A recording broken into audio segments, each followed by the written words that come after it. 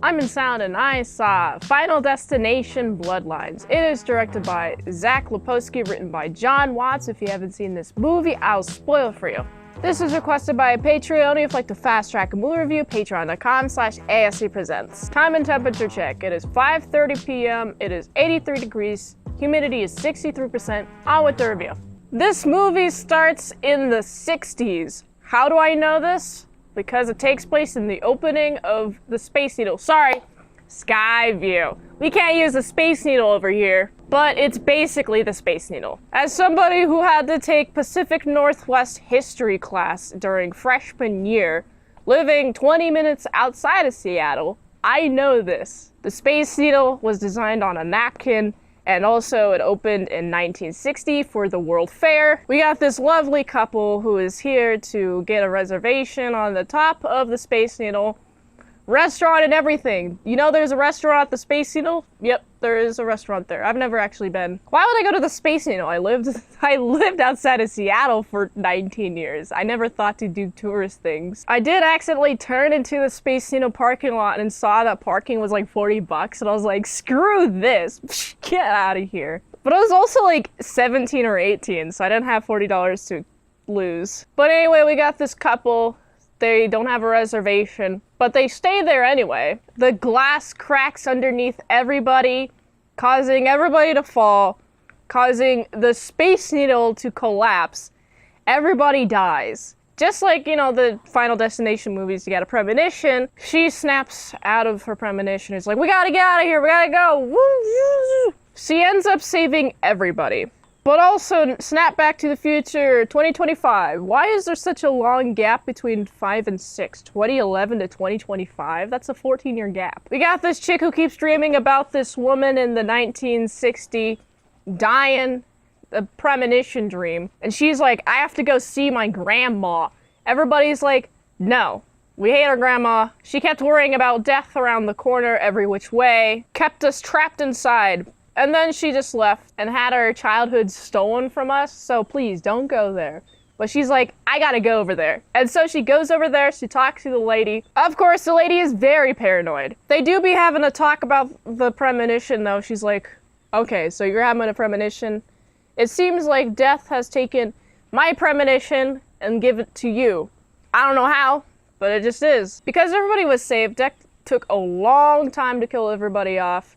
To the point where everybody started reproducing. She is the last one to be living. Well, and also that 12-year-old boy that was on there, he's also alive. He's shown later on in this movie to be alive. She steps outside, and guess what? Death kills her. And that starts the killing of the bloodline. This bloodline is not supposed to exist. We got this chick, she's like, you guys, death is gonna come for all of us. Nobody believes her until the oldest daughter dies. She goes into this garbage truck thing. She gets crushed. I didn't know that garbage trucks did that. They just compact the trash, but that makes sense. You have to compact trash. You have to leave room for a bunch of trash to be there. Here's the weird thing about this movie, though. We got the oldest son.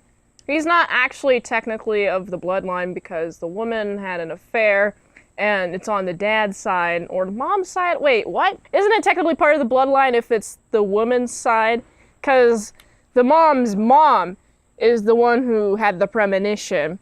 And so we got the oldest son of the mom, who was part of the mom's mom bloodline, all that fun jazz. A little bit confusing. But he doesn't die first, even though he's the oldest. Your dad's not the same as everybody else. And I'm like, wait, what? It's not the dad's bloodline. The dad's fine. It's the mom's bloodline. So why is he not dying first? After the Julia chick dies, they go to the hospital to find the guy who was living at the time, the 12-year-old boy. They find him, he has cancer, and he's dying of cancer. He's like, you know, I'm having a good old time. But you know who dies before this 12-year-old boy who was at the Skyview? The next two in the bloodline, including the oldest son. There is this kid with the peanut allergy, and the oldest son's like, we can cheat death, we got this, we got this, we can do this. We got this, okay? While in the same room as an MRI, and he has so many piercings, including a penis piercing, and I'm like, why? Why do you have a penis piercing? Doesn't that, like, hurt. You got the kid, he eats a peanut butter so that the oldest can resuscitate him, but they both end up dying because the MRI machine gets turned on way too high. And of course, the MRI, you're not supposed to have any metal on you whatsoever because it's a giant magnet. And so he gets attracted to the MRI machine, and then he gets like folded in half. And then you got the guy who's allergic to stuff, and there's this chick who opens up the door. He's like, "Are you okay?" It's like, "Yeah." And then you got the little spring from the vending machine goes, and I'm like, okay, cool, but they died before the 12-year-old guy did. The 12-year-old kid who grew up, he's like 65 years old, he's dying of cancer. Why did they die before this kid died? The order of the deaths is just very confusing. It feels kind of convoluted, and with the introduced logic, it's not followed at all. So anyway, they leave the hospital, one by one they end up dying. They have an RV. We also got the moms there. Uh-oh, she dies. Woo, look, cry. We also got the chick who had the premonition in the first place. Not the grandma, but the younger one. But the youngin', the one that went to the grandma. She almost drowns. We also got a brother who almost dies, but luckily the brother is there to help resuscitate her. And they're like, yes, we're all good. We're all happy. We're all good. I resuscitated her. That means the cycle is done right. Kind of like in 2, you remember when that nurse resuscitated that chick and ended the cycle? Well, turns out that if you're able to resuscitate her, her heart was still beating, which means she was technically not dead. And then there's this train that derails. It causes a whole commotion, and then they have a big old runaway for the train. And then they get impaled by logs that were crashed into the train. Where the frickin' logs come from? And killing everybody. As always, these Final Destination movies are big, gory fests. I like the improved graphics. It is 2025 after all. But when you introduce a logic, you better keep it consistent with the logic. This was not consistent with the logic. When you introduce a Bloodlines concept, you should kill off the person who is there first before killing off the bloodline. Sure, you killed the person with the premonition, but you didn't kill the 12-year-old boy who was supposed to die that night. He doesn't end up dying anyway in this movie. I'm sure he just dies from cancer or something. He has cancer. Also, the real-life actor also had cancer. So he was speaking from his heart. He was speaking full method acting, I guess. Method acting. I like the Bloodlines concept. I just feel like it should have been less bad of a job. There was an idea there, but the order and all the deaths just kind of suck. Also, isn't the bloodline on the mother's side? So shouldn't the oldest be dead anyway? Why isn't the oldest dead until he hits the MRI? Oh, just to show that the woman cheated? Doesn't matter. It does not matter who the father is, okay? The father is perfectly fine.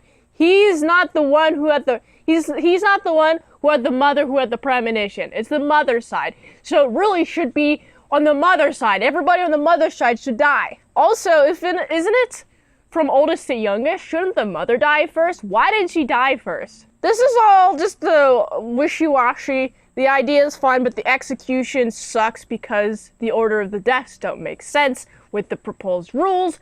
So I'm gonna have to give this one. Well, the tension's alright. Good tension though. Less tension than Final Destination 5.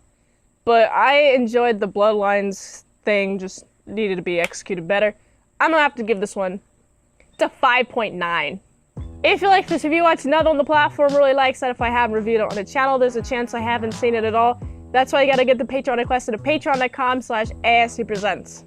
$20 dinos for one movie review per 1 month. Support the daily grind in this by going to this link tree. It really helps support the daily grind of all them daily movie reviews, so you can go here. And until next time, I'm itsmintsalad. I'll see you later, my sad croutons and bacon bits. You know what? You know what I'm gonna do? I'm gonna find that guy with cancer. And I'm gonna kill him. Not actually, though. I'm gonna kill him in Minecraft. Goodbye.